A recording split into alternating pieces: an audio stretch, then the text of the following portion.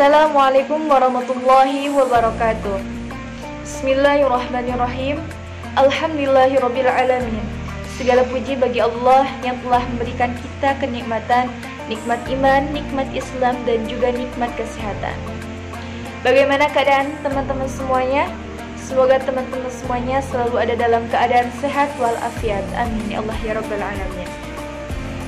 Pada kesempatan ini, izinkanlah kami, kelompok 7 Ulumul Quran, untuk menyampaikan materi mengenai Amsal. Perkenalkan, nama saya Intania. Di sini saya bertugas sebagai moderator yang akan memandu jalannya diskusi pada kesempatan kali ini.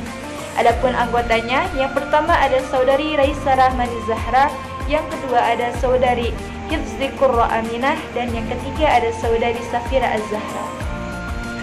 Untuk mempersingkat waktu, langsung saja kita serahkan kepada pemateri yang pertama, yaitu Raisa Rahmani Zahra. Kepadanya saya persilahkan.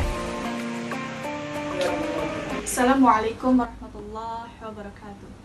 Alhamdulillahirabbil alamin wa bihi nasta'inu ala umuri dunya waddin. Wassalatu wassalamu ala asyrofil anbiya'i wal mursalin wa ala alihi wa sahbihi ajma'in, amma ba'du. Saya Raisa Rahmani Zahra dari kelompok 7 Ulumul Quran. Di sini saya akan menjelaskan materi yang pertama dari kelompok saya, yaitu adalah pengertian Amsal Al-Quran.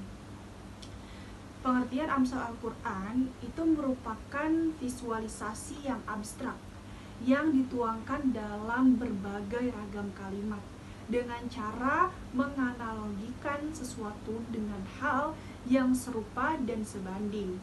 Maka untuk dapat memahaminya secara baik dan benar memerlukan pikiran yang cermat dan mendalam, serta harus ditopang dengan penguasaan stilitik ilmu balaghah. Nilai sastra yang tertuang di dalam untayan bahasa Al-Quran yang berupa amsal adalah merupakan salah satu kemukjizatan dari sekian banyak segi mukjizat Al-Quran. Oleh karena itu nilai kegunaan sastra Al-Quran tidak dapat ditandingi oleh siapapun dan kapanpun juga gitu. Karena memang Al-Quran ini bukan produk insani. Jadi mukjizat Al-Quran, oleh karena itu nilai kegunaan sastra Al-Quran tidak dapat ditandingi oleh siapapun dan kapanpun juga gitu. Karena memang Al-Quran ini bukan produk insani, jadi produk langsung dari Allah Subhanahu wa Ta'ala, bukan produk dari kita gitu. Amsal adalah bentuk jamak dari masal atau misal. Bentuk tersebut diungkapkan sebanyak 19 kali dalam berbagai ayat dan surah. Sedangkan bentuk-bentuk lain diungkapkan sebanyak 148 kali dalam berbagai ayat dan surah. Kata amsal merupakan bentuk jamak dari kata masal yang secara etimologis itu mempunyai arti bandingan. Maka apabila membandingkan sesuatu dengan yang lain, baik dari segi rupa, warna, rasa, dan lain-lain, maka itu merupakan masal. Kata masal juga dipergunakan untuk menunjukkan arti keadaan, sifat, dan kisah yang mengagumkan. Hal ini dapat dilihat dalam ayat-ayat Al-Quran, antara lain Al-Quran surah Al-Baqarah ayat 17.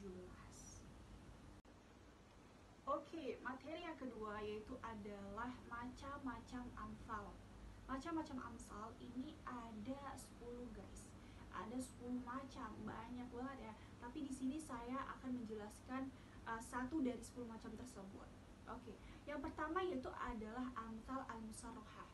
Amsal al-musarrohah atau amsal al-qiyasiyah ialah perumpamaan yang di dalamnya menggunakan lafal masal atau sesuatu yang menunjukkan kepada pengertian lafal tersebut. Tashbih dengan menggunakan huruf kaf. Amsal semacam ini banyak dijumpai dalam Al-Quran.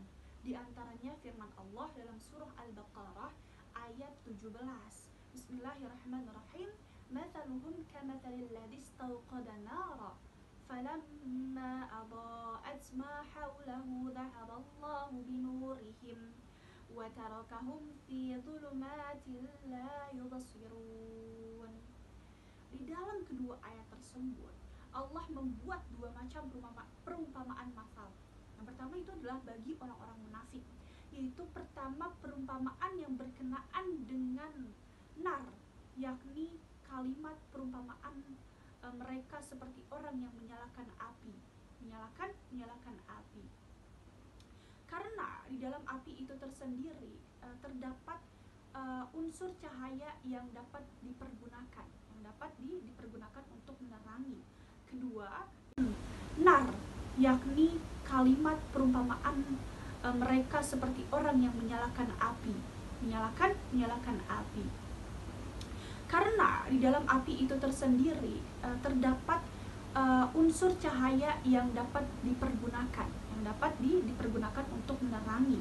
Kedua, yaitu adalah perumpamaan yang berkenaan dengan ma'in, yakni kalimat atau seperti orang yang ditimpa hujan lebat dari langit. Karena di dalam air itu terdapat unsur-unsur dan materi kehidupan. Artinya bahwa kebenaran yang diturunkan Allah itu bermaksud hendak menerangi hati mereka orang-orang munafik dan menghidupkannya. Seperti itu. Mungkin sekian dari saya. Macam-macam amsal yang kedua itu akan dijelaskan oleh saudari Intania. Kepadanya dipersilahkan. Wassalamualaikum warahmatullahi wabarakatuh. Baik, di sini saya akan melanjutkan materi dari Raisa mengenai macam-macam amsal. Yang kedua yaitu menyikapi hakikat dari mengemukakan sesuatu yang tidak nampak menjadi sesuatu yang seakan-akan nampak. Hal ini didasari dari Quran Surat Al-Baqarah ayat 275. Yang ketiga adalah mengumpulkan makna yang menarik dan indah dalam ungkapan yang padat, seperti dalam amsal kaminah dan amsal mursalah. Dan yang keempat adalah memotivasi orang untuk mengikuti atau mencontoh perbuatan baik seperti apa yang digambarkan dalam amsal.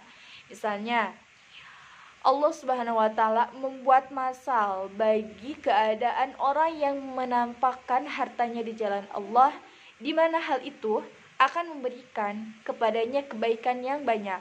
Allah dalam firman-Nya, yang artinya adalah perumpamaan atau nafkah yang dikeluarkan oleh orang-orang yang menafkahkan hartanya di jalan Allah Subhanahu wa Ta'ala adalah serupa dengan sebutir benih yang menumbuhkan 7 bulir. Pada tiap-tiap bulir itu 100 biji. Allah melipat gandakan atau ganjaran bagi siapa yang Dia kehendaki. Dan Allah maha luas karunia-Nya lagi maha mengetahui. Mungkin itu saja dari saya. Untuk selanjutnya saya akan dilanjutkan oleh saudari Safira Az-Zahra. Baik, saya akan melanjutkan materi dari Intania. Yang kelima ada menjauhkan atau tanfir. Ini kebalikannya nomor 4. Jika isi masal berupa sesuatu yang dibenci jiwa. Misalnya firman Allah tentang larangan bergunjing.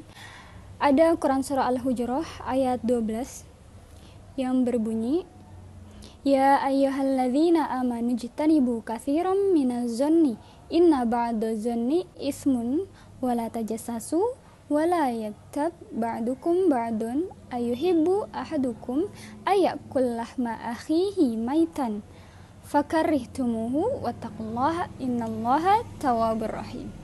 Yang artinya, hai orang-orang yang beriman, jauhilah kebanyakan dari prasangka. Sesungguhnya sebagian prasangka itu adalah dosa, dan janganlah kamu mencari-cari kesalahan orang lain, dan janganlah sebahagian kamu menggunjing sebahagian yang lain. Sukakah salah seorang di antara kamu memakan daging saudaranya yang sudah mati? Maka tentulah kamu merasa jijik kepadanya, dan bertakwalah kepada Allah. Sesungguhnya Allah Maha Penerima Tobat lagi Maha Penyayang. Yang keenam, menghindarkan diri dari perbuatan negatif. Yang ketujuh, memuji orang-orang yang diberi masal, seperti firman-Nya tentang para sahabat, ada negatif.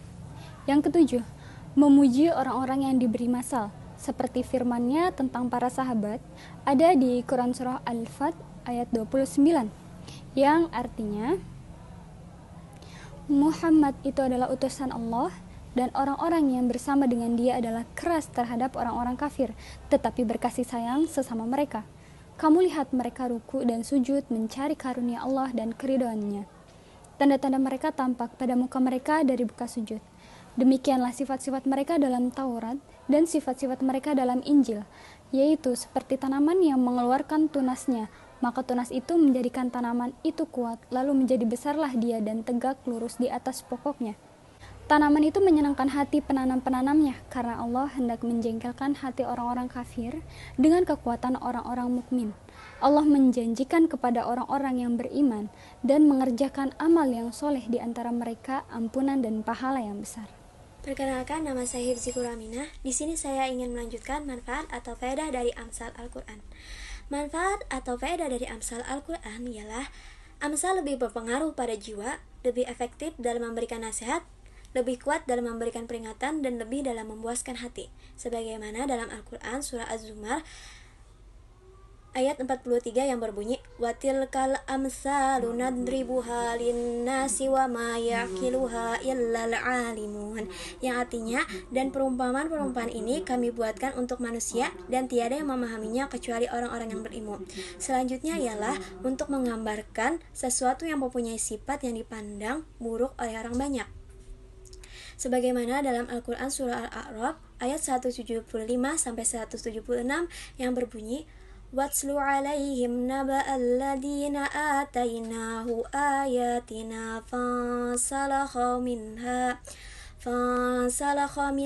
fa'atba'ahu syaitanu fakana minal ghawin walau syi'na larafa'nahu biha walakinnahu akhlada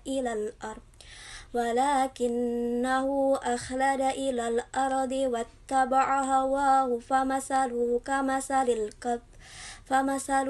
kamasalil kalbi in tahmil alaihi yalhas aw tatrukhu yalhas dzalika masalul qaumil ladina kadzabu bi ayatina faqsusil qasasa la'allahum yatafakkarun. Sa'a masalul qaumil ladina kadzabu bi ayatina wa anfusahum kanu yazlimun, yang artinya dan bacakanlah kepada mereka berita orang yang telah kami berikan kepadanya ayat-ayat kami, kemudian dia melepaskan diri daripada ayat-ayat itu, lalu dia diikuti oleh setan, maka jadilah dia yang termasuk orang-orang yang sesat. Dan kalau kami menghendaki, sesungguhnya kami tinggalkan derajatnya dengan ayat-ayat itu, tetapi dia cenderung kepada dunia dan menurutkan hawa nafsunya yang rendah. Maka perumpamannya seperti anjing, jika kamu menghalaunya, diulurkannya lidah, dan jika kamu membiarkannya, dia mengeluarkan lidahnya. Demikianlah itu perumpamaan orang-orang yang mendustakan ayat-ayat kami. Maka ceritakanlah kisah-kisah itu agar mereka berpikir. Selanjutnya ialah memberikan kesempatan kepada setiap budaya dan juga bagi nalar pada cendekiawan untuk menafsirkan dan aktualisasikan diri dalam wadah-wadah nilai universalnya. Sekian dari saya, terima kasih. Wassalamualaikum warahmatullahi wabarakatuh. Alhamdulillahirrahmanirrahim, materi demi materi telah kami sampaikan. Mungkin itulah materi-materi mengenai Amsal yang dapat kami sampaikan. Buat teman-teman yang masih bingung atau masih belum paham, boleh langsung komentar di bawah ini. Saya Intania sebagai moderator pamit undur diri. Mohon maaf jika ada banyak kesalahan dan kekeliruan. Wassalamualaikum warahmatullahi wabarakatuh.